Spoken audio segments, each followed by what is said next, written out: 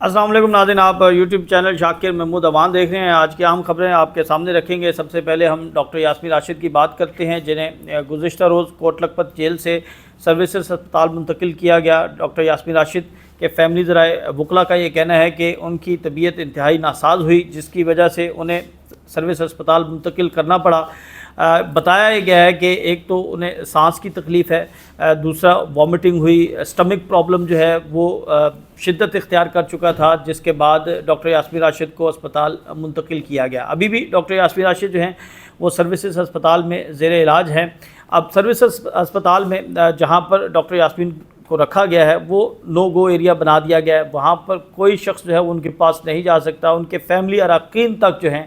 ان کو جانے کی اجازت نہیں ہے۔ پولیس کی بھاری نفری تعینات کی گئی ہے۔ اس سے پہلے جب ڈاکٹر یاسمین راشد کو ایک مرتبہ اسپتال منتقل کیا گیا تھا تو ہمارے ایک دو صحافی ہیں فاحش شہباز خان، انہوں نے ڈاکٹر یاسمین راشد سے ملاقات کی تھی، اور پھر کچھ اور لوگ جو ہیں وہ ملے تھے، جس کے بعد جو ہے انہیں فوری طور پر سروسز اسپتال سے جیل منتقل کیا گیا تھا۔ اور اب یہ کہا جا رہا ہے کہ بڑی سختی کی گئی ہے کہ کسی طرح بھی ڈاکٹر یاسمین راشد جو ہیں وہ کسی بھی شخص سے نہ مل سکے۔ اب ڈاکٹر یاسمین راشد نے ایک درخواست دی تھی ATC عدالت کے جج کو۔ اب بڑی ایک دلچسپ صورتحال ہے۔ ڈاکٹر یاسمین راشد نے درخواست دی، انہوں نے کہا کہ رات کو تقریباً 11 گھنٹے 12 گھنٹے لائٹ نہیں ہوتی، اور انہیں جو ہے وہ نیبلائزر کی ضرورت ہوتی ہے، آکسیجن ان کے سانس کا پرابلم ہے۔ تو انہوں نے ڈاکٹر سے یہ درخواست کی کہ جیل مینول کے مطابق جو ہے جیل، کیونکہ جہاں پر جو ہے وہ ہائی پروفائل قیدی موجود ہیں، تو ان کی سیکیورٹی کے لیے بلا تعطل جو ہے وہ وہاں پر الیکٹریسٹی ہونی چاہیے۔ 11 گھنٹے جو ہے وہ لائٹ نہیں ہوتی، جس کی وجہ سے انہیں بھی پرابلم کا سامنا کرنا پڑتا ہے۔ تو جج صاحب کو انہوں نے درخواست دی، جج صاحب نے اس درخواست کے اوپر جو ہے وہ کوئی حکم یہی کہا کہ جی پوچھتے ہیں کرتے ہیں اور یہ ہوگا۔ اب حیران کن طور پر اس سے کوئی 3-4 دن کے بعد جو ہے بارش ہوتی ہے، اور بارش بڑی شدت کے ساتھ ہوتی ہے، تو کوٹ لکھپت جیل کی جو بجلی ہے وہ بند ہو جاتی ہے، یہ دن کے وقت۔ اب دن کے وقت جب بجلی بند ہوتی ہے، حبس اس کے بعد بارش کے بعد بڑھ جاتی ہے۔ جج صاحب جو ہیں وہ کوٹ لکھپت جیل ٹرائل کے لیے تشریف لاتے ہیں، اور جب جج صاحب بیٹھتے ہیں تو انہیں پتہ چلتا ہے کہ لائٹ نہیں ہے، تو تقریباً 10-15 منٹ بیٹھتے ہیں تو ان کے لیے بیٹھنا محال ہو جاتا ہے، مشکل ہو جاتا ہے۔ تو بڑے برہم ہوئے، انہوں نے فوری طور پر جو ہے وہ انتظامیہ کو طلب کیا اور یہ حکم دیا کہ جیل کے اندر جو ہے ٹرائل کے اندر جو ہے وہ جنریٹر لگا دیا جائے۔ یعنی یہ انصاف کا دوہرا معیار دیکھیں کہ ایک طرف جو ہے وہ خود جب بیٹھے اور محسوس ہوا کہ حبس اور گرمی ہے تو یہ حکم دے دیا کہ فوری طور پر جنریٹر لگایا جائے، لیکن ڈاکٹر یاسمین راشد، میاں محمود الرشید، شاہ محمود قریشی، اعجاز چودھری،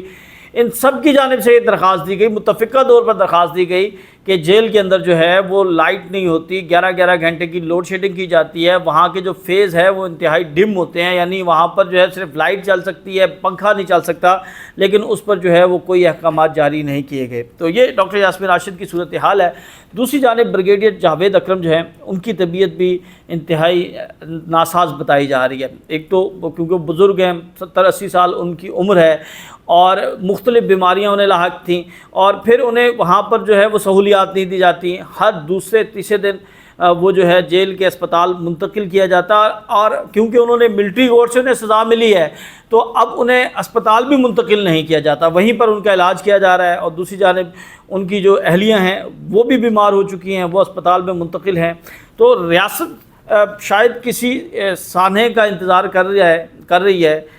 جس طرح کی صورتحال جو ہے خبریں ہمیں ملتی ہیں، ڈاکٹر یاسمین راشد کی صحت، اعجاز چودھری کی صحت، بریگیڈیئر جاوید اکرم کی صحت، یعنی ان کی صحت جو ہے وہ دن بدن بگڑ رہی ہے، لیکن نہ تو ان کو ضمانت دی جا رہی ہے، نہ ان کی رہائی ہو رہی ہے، نہ ان کی درخواستوں پر سماعت ہو رہی ہے۔ تو یہ صورتحال ہے اس وقت کوٹ لکھپت جیل میں۔ اور کوٹ لکھپت جیل کے ٹرائل کے حوالے سے ناظرین ہم آپ کو ایک بڑی اہم خبر آپ کے سامنے رکھتے ہیں۔ میں نے یہ کہا تھا کہ 5 اگست تک ٹرائل مکمل کر لیا جائے گا، فیصلے سنا دیے جائیں گے، کم از کم 4 مقدمات میں جو ہے وہ فیصلے سنائے جائیں گے، اور ان میں پاکستان تحریک انصاف کے جو رہنما اس وقت 5 رہنما ہیں ان کو سزا سنائی جائے گی۔ اب ہمارے پاس یہ اطلاعات مل رہی ہیں کہ 2 مقدمات میں جو ہے وہ ٹرائل تقریباً مکمل ہو چکا ہے، یعنی ان 2 مقدمات میں فائنل آرگومنٹس ہونے ہیں۔ میں آپ کو مقدمات بھی بتا دیتا ہوں۔ راحت بیکری کا مقدمہ ہے 97/23، اور دوسری جانب شادمان تھانہ جلانے کا مقدمہ ہے۔ اب شادمان تھانہ جلانے کے مقدمے میں پاکستان تحریک انصاف کے یہ جو مرکزی رہنما ہیں یہ نامزد ہیں، MPs نامزد ہیں جو اس وقت ممبران صوبائی اسمبلی ہیں، MNAs نامزد ہیں، تو کہا یہ جا رہا ہے کہ بہت جلد اس پر فیصلہ سنا دیا جائے گا اور جزوی طور پر ان پر دلائل مکمل ہو چکے ہیں۔ فائنل آرگومنٹس جو ہیں وہ وکلا کی جانب سے ہوں گے اور یہ مزید کارروائی جو ہے 2 4 5 7 دن ہو سکتی ہے۔ آج آپ کے سامنے تاریخ جو ہے وہ 16 جولائی ہے، 5 اگست تک کا ٹارگٹ ہے، تو اگلے جو ہے 20 دنوں کے اندر اندر یہ فیصلے سنائے جائیں گے۔ 2 مقدمات کے کم از کم جو ہے وہ ٹرائل مکمل ہو چکے ہیں اور جس طرح ٹرائل ہوا ہے وہ آپ کے سامنے ہے۔ میڈیا کو دور رکھا گیا، جب میڈیا گیا تو میڈیا کے لیے جو ہے وہ کتنی مشکلات کا سامنا کرنا پڑا۔ کچھ دوستوں کو شاید یہ کہا گیا کہ اگر آپ نہیں باز آئیں گے تو پھر آپ نوکری سے بھی ہاتھ دھو بیٹھیں گے۔ تو صورتحال اس وقت یہ ہے کہ جیل ٹرائل جو ہے وہ ملٹری ٹرائل بن چکا ہے، متنازع ٹرائل بن چکا ہے، اور جو انصاف آئین اور قانون کے مطابق جو ہے وہ ٹرائل ہونا چاہیے تھا اس طرح ٹرائل نہیں ہوا۔ لیکن اس کے باوجود پاکستان تحریک انصاف کے جو وکلا ہیں وہ تعریف کے مستحق ہیں کہ وہ ڈٹ کر کھڑے رہے، انہیں بہت سی مشکلات کا سامنا کرنا پڑا، ایک پاؤں پر جو ہے وہ پورا دن عدالت کے اندر کھڑے رہتے ہیں۔ میں یہاں پر جو ہے وہ 2-3 وکلا کے نام لازمی لینا چاہوں گا، ایک تو ملک پرویز اموی اور اس کے ساتھ ایڈوکیٹ یوسف وائیں اور برہان معظم ملک۔ یہ 3 وکیل ایسے ہیں جو کہ ہر روز کورٹ لکھپت جیل ٹرائل میں موجود ہوتے ہیں، پھر میاں علی اشفاق بھی وہاں پر ہوتے ہیں، رانا معروف بھی ہوتے ہیں اور بہت سے وکلا، ایڈوکیٹ تیمور ملک، رانا مدثر، ایڈوکیٹ عمار جو ہیں، یہ ہر جو بیان لکھ رہا ہوتا ہے اس کا جو ہے وہ تفصیل سے بیان جو ہے وہ لکھتے ہیں، پھر اس کے بعد ساری چیزوں کو ارینج کرتے ہیں اور ٹرائل کے حوالے سے، یعنی یہ وہ لوگ ہیں جو کہ تقریباً دن کے اندر جو ہے وہ 18 سے 20 گھنٹے تک کام کرتے ہیں، ٹرائل کی تیاری کرتے ہیں، کیونکہ ہفتے میں یہ ٹرائل 6 دن ہوتا ہے، صرف جمعے کے دن ٹرائل نہیں ہوتا، باقی دن سنڈے کے دن ٹرائل نہیں ہوتا، سنڈے اور جمعہ کے دن 5 دن یہ ٹرائل ہوتا ہے۔ تو یہ 5 دن لوگ جو ہیں یہ ایک پاؤں پر کھڑے ہو کر جو ہے وہ پورا ٹرائل دیکھتے ہیں، پورا ٹرائل کور کرتے ہیں، پورے ٹرائل کے حوالے سے جو ہے وہ آگاہ ہمیں بھی کرتے ہیں اور جو موجود خامیاں ان کی نشاندہی بھی کرتے ہیں۔ ناظرین، عمران خان کا جو کل کا خط ہے وہ بڑا اہم ہے۔ میں اگر دیکھوں کل کے عمران خان کے خط کو تو مجھے ایسے لگتا ہے کہ جیسے عمران خان جو ہیں وہ پہلے دن تھے، پہلے دن ان کا جو موقف تھا وہی موقف آج ہے۔ عموماً یہ ہوتا ہے کہ جب کوئی شخص جو ہے وہ گرفتار کیا جاتا ہے یا کوئی لڑائی جھگڑا ہوتا ہے یا کوئی اس طرح کا معاملہ ہوتا ہے تو یہ کہا جاتا ہے کہ ابھی یہ غصے میں ہے، ابھی یہ جو ہے پہلا دن ہے تو 2-4 دن جو ہے وہ جیل میں رہے گا، 2-4 دن پولیس کے پاس رہے گا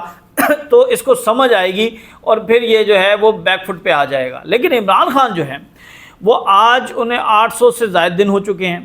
لیکن اس کے باوجود عمران خان جو ہیں وہ ڈٹ کر کھڑے ہیں، عمران خان جو ہیں وہ ایک قدم پیچھے نہیں ہٹے، اور کل کا ان کا جو خط تھا، جب کل کا ان کا بیان تھا وہ تو جو ہے وہ ایسے لگ رہا تھا جیسے عمران خان اور زیادہ جو ہے وہ غم و غصے کا اظہار کر رہے ہیں اور زیادہ اپنے موقع پر ڈٹ کر کھڑے ہیں، اور انہوں نے پارٹی کو بھی یہ پیغام دیا ہے کہ جو لوگ ان کے ساتھ کھڑے نہیں ہو سکتے وہ لوگ جو ہیں وہ پیچھے ہٹ جائیں، اور ان کا یہ کہنا ہے کہ وہ آخری گیند تک لڑیں گے۔ اب اس حوالے سے ہمارے سینئر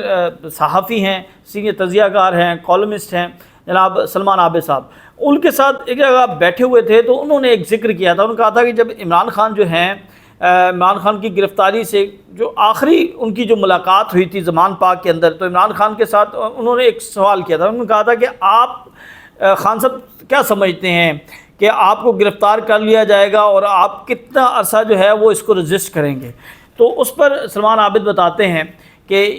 کیونکہ وہ وہاں پر موجود تھے تو انہوں نے کہا کہ مجھے عمران خان نے کہا کہ میرا مقابلہ جو ہے وہ نمبر 1 سے ہے، اور نمبر 1 جو ہے وہ مجھ سے زیادہ سپورٹس مین اسپرٹ نہیں رکھتا، تو میں تمہیں لکھ کر دیتا ہوں کہ میں اس سے دماغی طور پر، ذہنی طور پر، ہر طرح سے جو ہے وہ میں اس کو جو ہے وہ شکست دوں گا، اور کسی صورت جو ہے میں تمہیں یہ بتا رہا ہوں کہ میں ان چیزوں کو جو ہے وہ بچپن سے دیکھتا آ رہا ہوں اور میں ہار ماننے والا نہیں ہوں، میں آخری گیند تک بھی جاتا ہوں اور میں کسی صورت جو ہے وہ پیچھے نہیں ہٹوں گا۔ تو کل آپ سے دوبارہ ملاقات ہوگی، کیونکہ ایک بڑا اہم خط جو ہے وہ ہمیں موصول ہوا ہے، اس خط کے حوالے سے آپ کو بتائیں گے ملٹری کورٹ کے قیدی ہیں جنہوں نے ایک خط میرے نام لکھا ہے. وہ خط جو ہے اس خط کے اندر بہت سی باتیں کی ہیں. انہوں نے بتایا ہے کہ ان کے ساتھ کس طرح جبر ظلم کیا گیا. انہوں نے بتایا ہے کہ وہ ابھی بھی اپنے موقف کے ساتھ ڈٹے ہوئے ہیں. انہوں نے بتایا ہے کہ وہ کسی صورت جو ہے وہ پیچھے نہیں ہٹیں گے. اور کچھ پارٹی اختلافات کے حوالے سے کچھ خبریں ان کو ملیں, اس کے اوپر انہوں نے گفتگو کی ہے. تو ساری چیزیں آپ کے سامنے بڑی ڈیٹیل میں رکھیں گے. اگلے ولاگ تک کے لیے اجازت دیں. اللہ حافظ.